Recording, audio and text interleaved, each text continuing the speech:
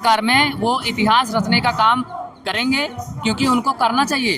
पहली बार शायद इतना अच्छा मौका मिला है मोदी जी को कि वो ये लिख के इतिहास में लिखवा दें कि पहली बार हमारे नेतृत्व में बीजेपी की सरकार में किसी मंत्री का इस्तीफा दिलाया गया। सरकार के लिए धर्मेंद्र जी को इस्तीफा देना चाहिए, क्योंकि इनकी ये पहली बार नहीं है। 3-4 साल से लगातार नीट परीक्षा लीक हो रही है, लेकिन इस बार बहुत बड़े लेवल पे देश की क्षति पहुंची है। आने वाले टाइम में वो बच्चे जो 30 बच्चों से ज़्यादा अपने आप को ख़त्म किए हैं इस गलत नीति की, गलत भ्रष्टाचार की वजह से, वो आने वाले टाइम में डॉक्टर बनने का सपना देख रहे थे, हम लोग का इलाज करने का सपना देख रहे थे और अपने देश को कुछ अच्छा कर दिखाने का सपना देख रहे थे। उनके सपनों का हत्यारा ये है। तो प्लीज़ ये इतना बड़ा इल्ज़ाम लेके उस गद्दी पे ना बैठे, क्योंकि वो गद्दी बहुत अच्छी चीज़ के लिए है। वो देश को बनाती है, किसी भी देश को आगे ले जाने में मदद करती है। तो इस्तीफा दे। आपको लगता है कि सरकार मांग पूरी करेगी? आपको लगता है कि ये छोटे काकरोचों से अब बड़े काकरोच हैं, ये काकरोचों का रंग लाएगी मेहनत? हाँ, बिल्कुल रंग लाएगी सर। हम पॉजिटिविटी के साथ चल रहे हैं और मुझे पूरा उम्मीद है कि मोदी सरकार अपने कैबिनेट में फैसला लेगी और धर्मेंद्र जी को हटाएगी। पूरी उम्मीद है। क्या मोदी सरकार आप लोगों की बातें सुनेगी? क्या बिल्कुल सुनेगी सर, बिल्कुल सुनेगी। उनकी आदत है लेट सुनना, देर करते हैं सुनने में, लेकिन सुनते जरूर हैं वो। देर है पर अंधेर नहीं है। नहीं, इस्तीफा लेंगे वो, इस बार वो इतिहास रचेंगे, मुझे पूरी उम्मीद है। सरकार की तरफ से तो आपसे वो बीजेपी सरकार में वो इतिहास रचने का काम करेंगे, क्योंकि उनको करना चाहिए। पहली बार शायद इतना अच्छा मौका मिला है मोदी जी को कि वो ये लिख के इतिहास में लिखवा दें कि पहली बार हमारे नेतृत्व में बीजेपी की सरकार में किसी मंत्री का इस्तीफा दिलाया गया। तो ये देश के लिए बहुत अच्छी बात होगी, 29-40 बच्चों के लिए जिन्होंने अपने आप को खत्म किया इतने निकम्मे मंत्री के कार्यकाल की वजह से।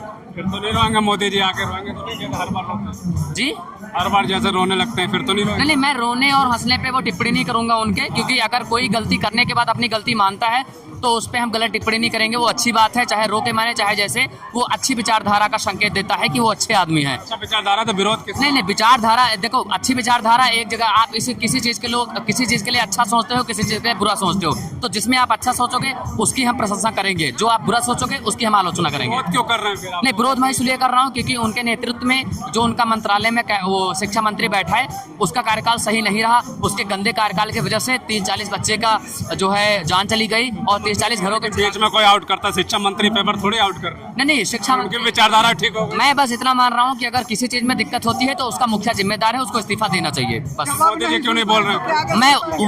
मैं भी चाहता हूँ, मुखिया ही है ना। मैं भी चाहता हूँ मोदी जी क्यों नहीं बोल रहे हैं, आप बता दीजिए, मुझे नहीं पता क्यों नहीं बोल रहे हो आप। क्या तो वो भी है ना। नहीं, मुखिया क्यों नहीं बोल रहा, यही तो हम लोग पूछ रहे हैं इतने दिन से। हमें नहीं पता क्यों नहीं बोल रहे हैं, आप बता दीजिए क्यों नहीं बोल रहे हैं वो। आपको तो सही लग रहा है विचारधारा। हाँ, तो हमें लग रहा है कि हाँ हमें बोलना चाहिए, पूछना चाहिए, लेकिन वो बोल ही नहीं रहे हैं। हो सकता है आपसे बोले हो मन की बात में, आप बता दीजिए। मन की बात तो अच्छा करते हैं तो मोदी। बहुत कॉन्फिडेंस से बोल रहे हैं, तो अगर आपको पता है तो आप भी बता ना, मोदी जी की विचारधारा ठीक है, बढ़िया, सब कुछ ठीक। इसीलिए तो कह रहा हूँ कि हमें ये नहीं बोला सब कुछ ठीक है, मैंने बोला किसी चीज में वो अच्छा करते हैं तो वो विचारधारा का हम समर्थन करेंगे। किसी चीज में नहीं सुन पाए तो आगे सुनेंगे क्या? नहीं, वो काफी बार, मैं हर बार नहीं बोलूंगा, काफी बार उन्हें सुना है, किसान की बातों को भी सुना है। देर कर दिया था सुनने में, तो उनके देर करने से 850 या 700 हमारे अन्नदाता हमारे बीच नहीं है। आते बहुत देर कर। हाँ, देर कर देते हैं और इसमें भी वैसे ही कुछ लग रहा है। तो मैं ये बोल रहा हूँ कि मोदी जी प्लीज इस चीज में देर ना करें, क्योंकि पहले आंदोलन से आप कुछ सीखिए और इसमें अप्लाई करिए। पहले आपने देर किया था, इसलिए 750-800 अन्नदाता हमारे बीच में नहीं है। अभी भी वैसे 30-40 गिनती कम नहीं है जो बच्चे हमारे बीच में नहीं है, लेकिन प्लीज इस गिनती को अब और मत बढ़ाइए।